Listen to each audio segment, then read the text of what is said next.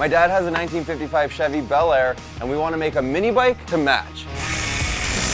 No, something's wrong. What's going on here? There's got to be a better option that ties in the theme. Today we're going to take this chicken wire and we're going to start building out the panel so that we can actually fiberglass it and turn it into a 55 Chev. Let's jump into it. Now this is a really bad drawing. I'm not an artist, but that's kind of the look that we're going to go for. So this is the wheel here, and then this is the fender. This is kind of like the exhaust will pop out here.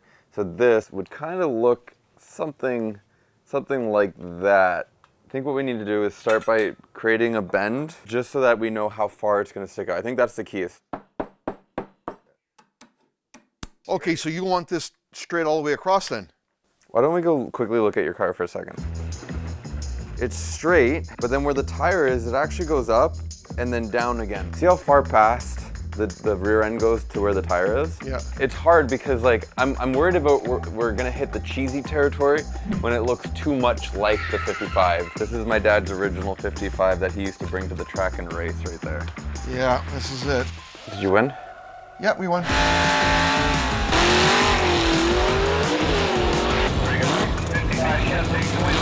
Well, here we are, driveway park. First time up with Frank's 55 Chev. Bring on the world. So we'll make it end right before there, and then it'll go all the way back. It goes up over this. I think that's what would look good. Yeah, let's do that, so you have a rough idea. Do you bolt that by hand? You go in through this side? No, what I do is L brackets. Cookies. Well, tell me about them. I don't know why it's dancing so much.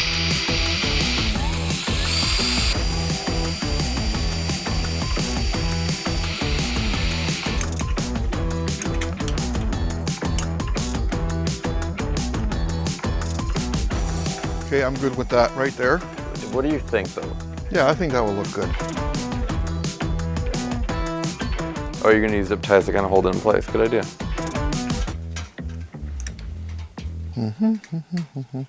If you notice, I've got a nice little kind of curve to it here. It's the same idea. I mean, it's straight and then it kind of curves a little bit. We need to figure out how to make this little divot here, so we kind of have it already in the mesh there. Why is when I'm looking for a brake cleaner, I can't find it?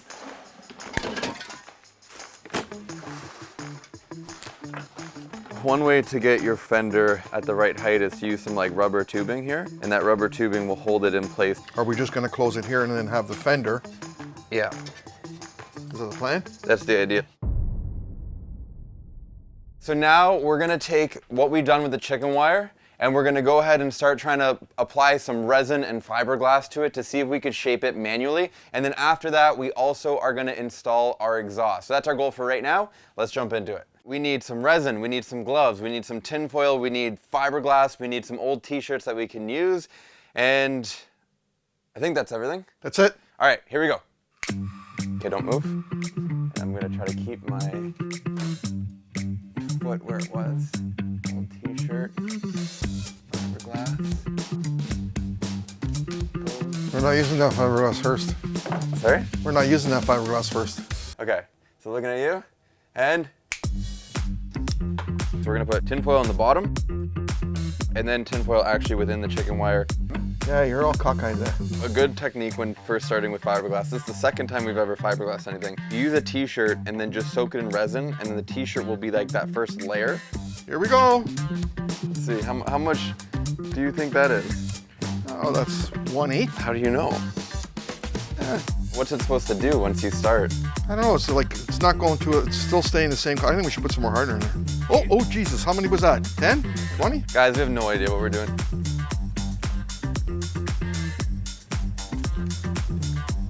The question is, how fast is it supposed to dry? I don't know. The question is, isn't it supposed to be getting hot? I don't know. Isn't that how we know it's working? We hope so. We have our first official layer of resin applied to the t-shirt, and whether or not it's going to work, we don't know if we had the right proportion of hardener to actual resin. So we have no idea what's going to happen. We're going to let it dry for a bit. Hopefully it gets hard, and we'll see. We'll be back when it does. So we got the exhaust. Let's take a look.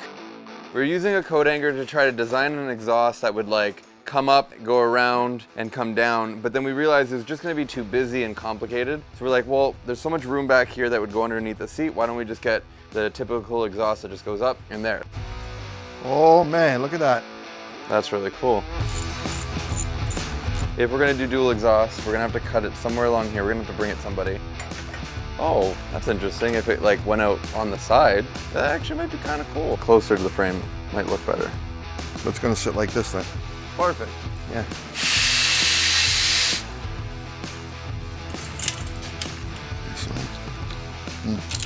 This is still too big. I think you actually need to do another cut here. Kind of looks like a whale tail. Yeah, a little bit. No, it's gonna be all wrapped so it won't get hot. That's cool. Yeah, I like that. Get that welded now? How long did that take? 10 minutes? Yeah. We have some stuff complete. I feel like we're a little bit in limbo because we're waiting for that thing to dry over there. But you said you were going to try the hooking up of the key. How do we want to do that? Because I do wonder if we can take it, because that's going to be here, because it's so big and bulky. I wonder if there's a way that we can modify it. Well, just take the key out of it? Well, like what else is in this thing? Like why does it need to be so big is my question. Do you think we need all of that stuff? Because like if you really look how small it is. I figured out what we should do for the ignition. Like on the 55, where there's like this little like, it's on, or it's off or whatever. But then I looked at how it's mounted into the dash, and so I'm thinking, instead of putting it on the side here, if we actually put it on the inside and build our own little dash out of more fiberglass or whatever, like it bumps out, but it looks really cool. We put that ignition on it, and then it's like that little, it looks like it's part of the dash. So check this out. I have a strange feeling it's going to be the right size. Where is the actual lock now? Where did we put it? What we can do is put a nice chrome washer. We could put something just to help bridge the gap. Will this fit inside there? Oh my gosh, perfectly. Look at that. I just got to drill that then. Like tell me, do you think that would be awkward? No, not at all. All the blue tape is going to be like fiberglass, and then this is the actual cover or something from a 55. And so this will be nice and polished. We're going to run all these wires into the frame and then get another plate to go here. And maybe that plate in the front could actually be metal.